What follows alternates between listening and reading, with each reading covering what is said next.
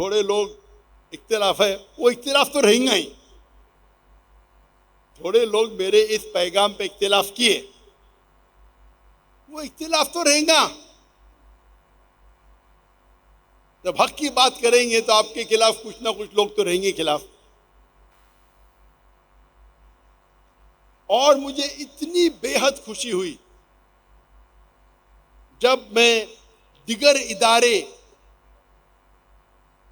की सैर किया, माशाअल्लाह। और ये मेरा पुराना मौक़िफ़ है, नया नहीं है।